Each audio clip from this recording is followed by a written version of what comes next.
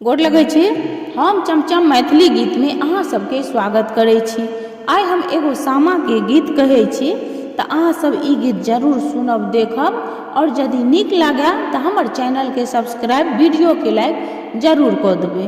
तऽ आ सुनाबी एगो सुंदर हम सामा के गीत। सूरज भैया बेली फूल